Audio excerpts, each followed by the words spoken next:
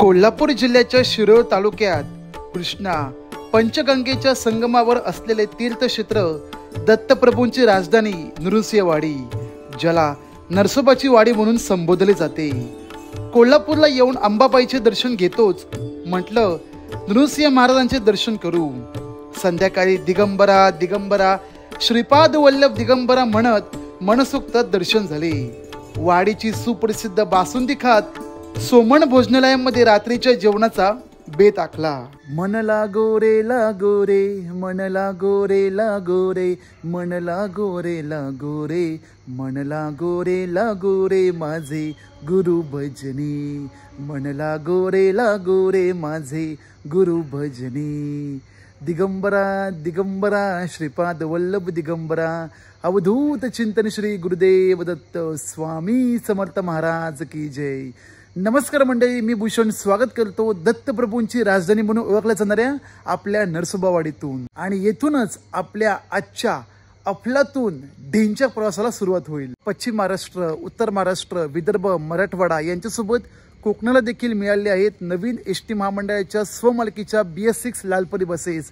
मग त्या मुंबई, ठाणे, पुढे मग लांजा, देवरुख, रत्नागिरी, राजापूर, कणकवली, मालवण, कुडाळ. आणि यापैकी आज आपला प्रवास होणार रत्नागिरी आगाराचा तुफानी अफलातून मार्ग डेली शेड्यूलचा, रत्नागिरी ते नृसिंहवाडी आणि नृसिंहवाडी ते रत्नागिरी, जो आज आपला होणार नृसिंहवाडी ते रत्नागिरी संपूर्ण, ते सुद्धा एसटी महामंडळाच्या नवीन BS6 ऑयस्टर लालपरीने. रत्नागिरी प्रवासाला सुरुवात करूया, पण त्याआधी गरम गरम चायचा घोट झाला पाहिजे. वाजले पहाटेचे 5:30. आपल्या बसचा टायमिंग आहे नृसिंहवाडी रत्नागिरीचा ठीक सकाळी 6:30 वाजता.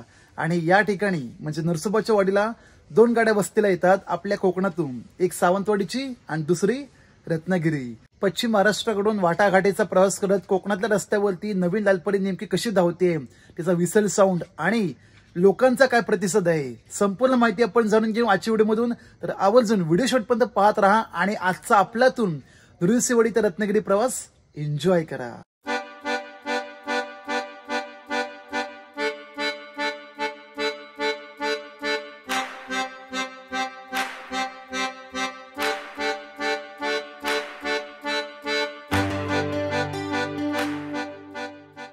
तर येस, आपली 6:30ची नृसिंहवाडी रत्नागिरी तुफानी बस आपली तयार आहे सुटायला. आणि तुम्हाला मी आधी सांगतो रूट कसा असेल.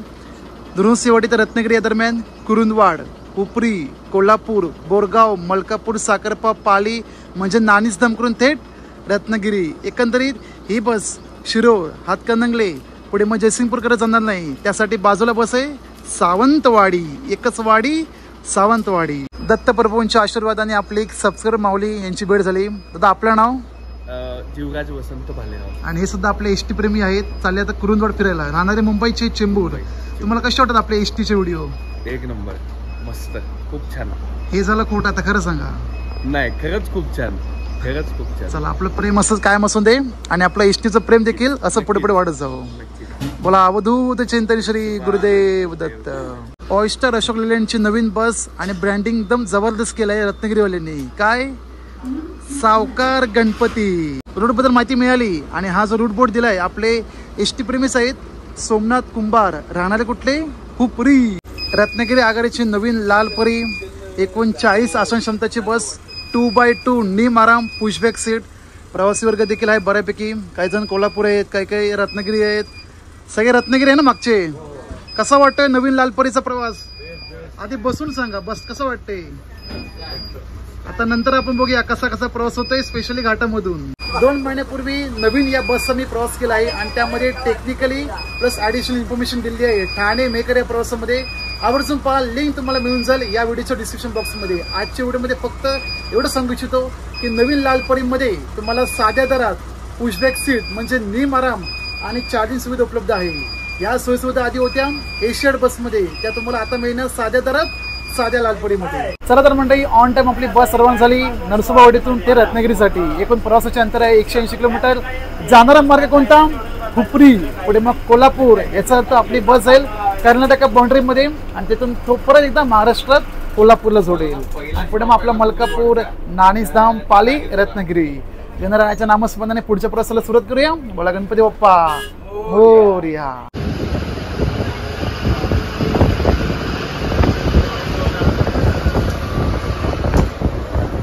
2 मिनिटाचा प्रवास करून आपली गाडी आली कुरुंदवाड बस स्थानक या ठिकाणी. कुरुंदवाड आगार आपला कोल्हापूर विभाग. आणि या गाडीचा रूट पुढचा असा काय असेल, उपरी, बोरगाव, 5वा मैल, हेरवाड, तेरवाड असंच काहीतरी, म्हणजे उपरी फिक्स आहे. कुरुंदवाड आपल्या कोल्हापूर जिल्ह्यातील शिरोळ तालुक्याचे एक मुख्य गाव, जो कृष्णा आणि पंचगंगा या नदींच्या संगमावर वसलेला आहे. अनेक अशी प्रेक्षणीय स्थळे आहेत, घाट आहेत आणि त्या घाटावरच संताजी घोरपडे यांची समाधी आहे.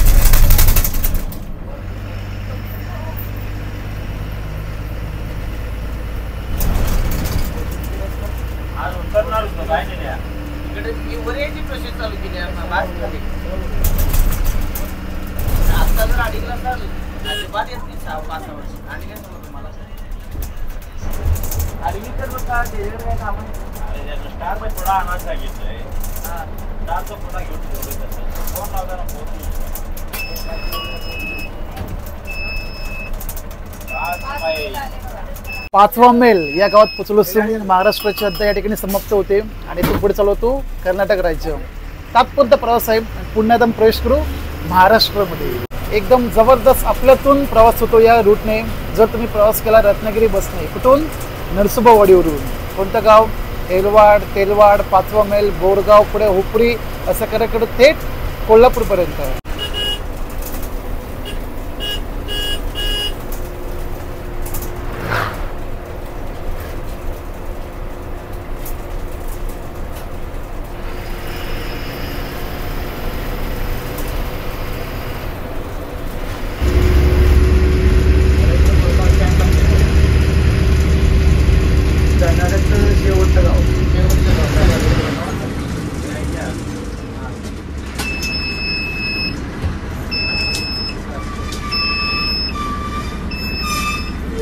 नृसिंहवाडी ते कोल्हापूर या दरम्यान जी आपण गावे पाहणार आणि त्या गावामधून जर तुम्ही व्हिडिओ पाहताय तर आवर्जून कमेंट करा. कारण 5वा मैल नंतर सुरू झाली कर्नाटकची छोटीशी बॉर्डर, म्हणजे थोडक्यातच जिथे आपली बोरगाव या ठिकाणी येऊन संपली. आणि बोरगाववरून 4 रूट बाहेर पडतात. एक जातो चिकोडी, पूर्ण कर्नाटकामध्ये, उत्तर कर्नाटका. दुसरा निपाणी, बेळगाव. आणि 2 जातात महाराष्ट्रामध्ये, एक हुपरी आणि दुसरा इचलकरंजी. आपला मार्ग चाललाय हुपरी या दिशेने ते कोल्हापूर पर्यंत आणि मग रेग्युलर रूट रत्नागिरीसाठी. जर तुम्ही या नवीन BS6 लालपरी बसने प्रवास करताय, अत्यंत महत्त्वाची, तुम्हाला चार्जिंग करण्यासाठी USB पोर्ट देखील दिले आहेत. तुमची केबल लावा आणि आपला मोबाईल चार्ज करा.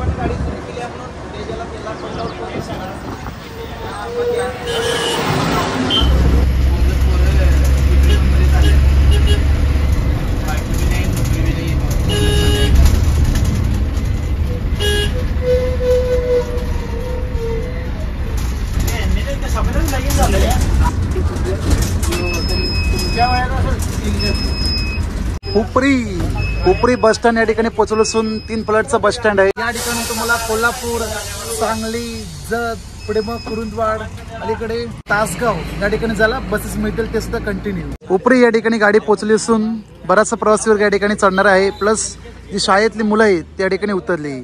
आणि आपण जो मगाशी बोर्ड पाहिला रत्नागिरी नृसिंहवाडीसाठी सोमनाथ कुंभार यांच्या नावाने त्यांची भेट घडवतो. हे बघा समोर चाय पितं. तुमचं गाव कुठले हेच का? उपरी. आणि इष्टीप्रेमी आपले आहेत, कोकण इष्टीप्रेमी, इकडचे आपले पश्चिम महाराष्ट्र इष्टीप्रेमी, सगळे जे आपले लालपरी आहेत इष्टीप्रेमी. आणि आज सोमनाथ साहेब आपल्यासोबत प्रवास करणार CBS कोल्हापूर पर्यंत, बरोबर की नाही? नरसोबाची वाडी ते कोल्हापूर मार्गे उपरी प्रवास केला तर ग्रामीण जीवनातील लोकांचे सुशेगाद जीवन पाहत पाहत प्रवासात वेगळीच ऊर्जा निर्माण होते.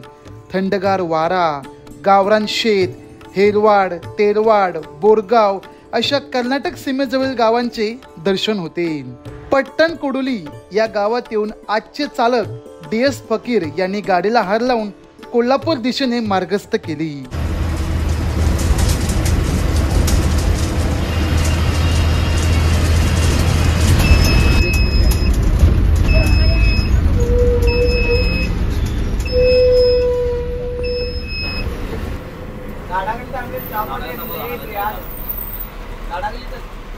स्वागतम सुस्वागतम महाराष्ट्र 09 राजश्री शाहू महाराज नगरी आपल्या कोल्हापूरमध्ये. नरसोबाची वाडी, पुढे मग 5वा मैल, बोरगाव, उपरी असं करत आपली गाडी पोहोचली. 50 किलोमीटरचा प्रवास पूर्ण करून CBS कोल्हापूरमध्ये. या बसचा टायमिंग आहे बरोबर 8:30ला येण्याचा. 20 मिनिटं आधी आली त्यामुळे गाडी साईडला लावली आहे. या बसच्या बाजूला दिसते मालवण आगाराचा रूट आहे. निगडी मालवण कोणतीवाली एसटी महामंडळाची पूर्ण 2x1 शयनन बस. आपल्या एसटी महामंडळाच्या ताफ्यामध्ये नवीन बस आहेत, पण त्याआधी जुनी बस होती ही वाली. आधी कोणत्या रूट चालायची? सोलापूर अक्कलकोट. आता चालते मालवण पुणे रूटवर. 50 किलोमीटरचा प्रवास पूर्ण झाला. कोल्हापूर या ठिकाणी येऊन अजून आपल्याला गाठायचा आहे 130 किलोमीटरचा प्रवास. बाकी आपलं एकूण प्रवासाचे अंतर आहे 180 किलोमीटर. यासाठी लागणारे तिकीट भाडे नृसिंहवाडी ते रत्नागिरी एकूण प्रति व्यक्ती 326 रुपये. मागे 2 महिन्यापूर्वी आपल्या कर्नाटकामध्ये चित्रदुर्ग या ठिकाणी एसटी महामंडळाच्या कर्मचाऱ्यांचे तोंड फासले होते काळ करून. का? त्या लोकांना हिंदी बोलता येत नाही म्हणून. आणि त्यांना प्रत्युत्तर पण दिलं होतं, नाही असं नाही. आणि त्यावेळेस आपल्या सरकारने काय ठरवलं की आपल्या एसटी महामंडळाच्या बसेस कर्नाटकामध्ये पाठवायचे नाही किंवा त्यांचे बसेस देखील इथे येऊन द्यायचे नाही. निर्णय चांगला घेतला, पण काय झालं त्याचं? 9चे 9 दिवस पुढे मात्र एरे माझ्या मागल्या. म्हणजे 10व्या दिवशी गाड्या पुन्हा एकदा सुरू. आणि त्या गाड्या सुरू करून त्या 2 कर्मचाऱ्यांवरती पूर्णपणे अन्याय झाला. आणि हेही सांगतो, तोंड काळं फासलं गेलं तिकडच्या KSRTC कर्मचारी वर्ग यांच्यातर्फे नाही, तर घाणेरड्या राजकारणी लोकांमुळे. त्यांना मोठेपणा दाखवायचा होता की आपल्या लोकांसोबत कसा अन्याय होऊ शकतो. त्यांनी ते केलं. आपल्या लोकांनी चांगलं प्रत्युत्तर दिलं, परंतु जो निर्णय घेतला होता तो अतिशय योग्य होता. त्याला जो मागे घेण्यात आला बरोबर नाही. बंद करायचं तर पूर्णच बंद करायचं, नाही तर काहीच नाही. 8:30 वाजले आणि या बसची रवाना होण्याची वेळ झाली. टायमिंग लक्षात ठेवा, नृसिंहवाडी रत्नागिरीचा टायमिंग किती आहे? 8:30 वाजता कोल्हापूर CBS वरून.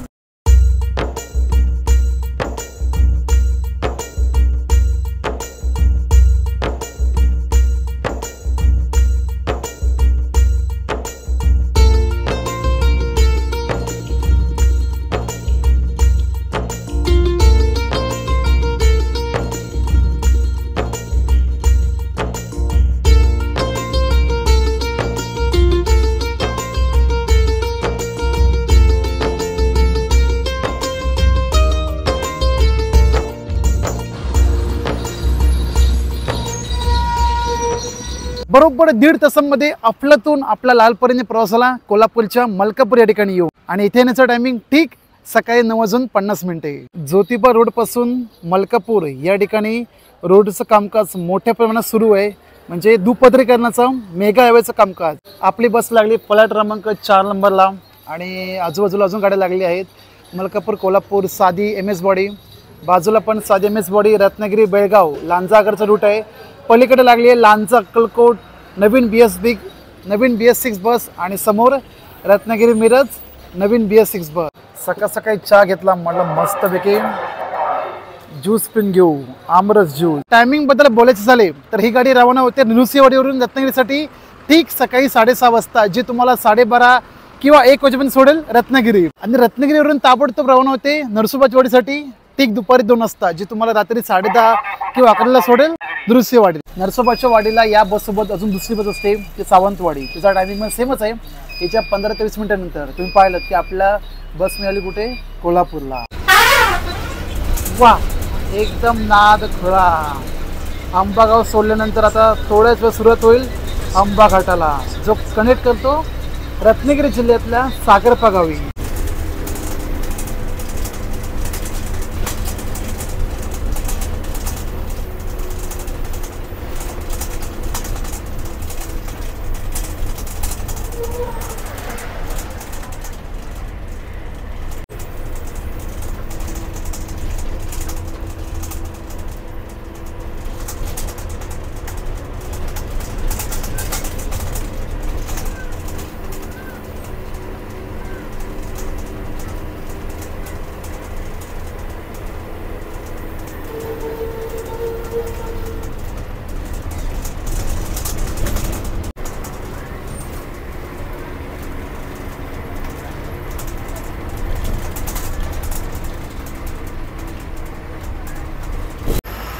ज्याप्रमाणे बाकी रोडचं दुपत्रीकरणाचं काम कसं सुरू आहे, त्याचप्रमाणे घाटातलं देखील रुंदीकरणाचं काम मोठ्या प्रमाणात सुरू आहे, स्टार्टिंग टू एंडपर्यंत. आणि पुढे मग साखरपा, नाणीसधाम, अगदी पालीपर्यंत कामकाज सुरू.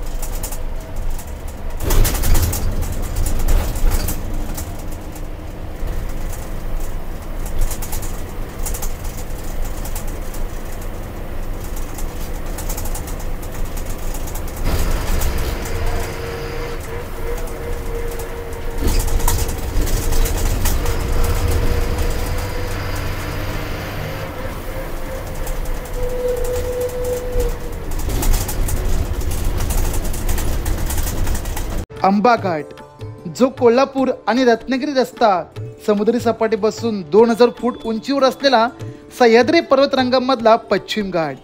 सध्या या मार्गाचे चौपदरीकरणाचे काम प्रगतीपथावर सुरू आहे. घाट रस्ता समाप्त करून रत्नागिरी जिल्ह्यातील साखरपा गावात प्रवेश होतो. तेथून पुढे एक पाली तर दुसरा देवरुखसाठी मार्ग जातो. आपल्याला रत्नागिरीसाठी पाली रोडने प्रवास करायचा आहे. या मार्गावरच नाणीसगाव लागेल, जे श्री क्षेत्र नाणीसधाम म्हणून सुप्रसिद्ध. सद्गुरू गुरुवर्य स्वामी नरेंद्र महाराज यांचे जन्मस्थान आणि मठ आहे. पाली येण्या अगोदर बसमध्ये जी गर्दी झाली, बाबा माझे काय करायचा. बस स्टँड मध्ये तर बसमध्ये रिगाक वाहून आहे अशी गत झाली. पण चालक आणि वाहक यांच्या सुंदर मदतीने सर्व प्रवासी वर्गाला आरामात आणि निवांतपणे प्रवास करूक मिळालो.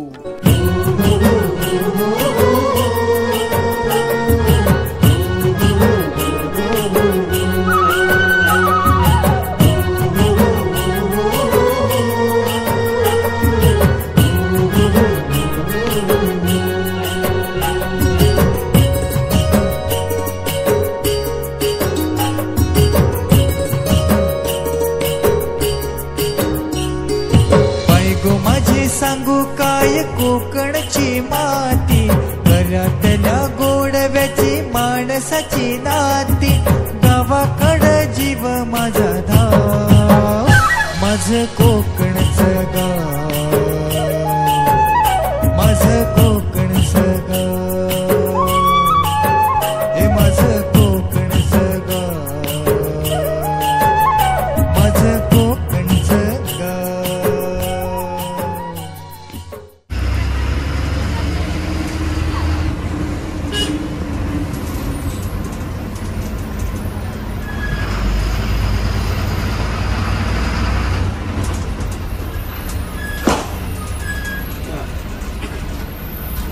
दत्तप्रभूंची राजधानी असलेल्या नरसोबावाडी ते रत्नागिरी असा आपला एकूण 180 किलोमीटरचा प्रवास पार पडला एस टी महामंडळाच्या स्वमलकीच्या नवीन BS6 लालपरीने. रहाटागरला आपली पोचली बस ठीक दुपारी 12:55 म्हणजे 1:05 कमी.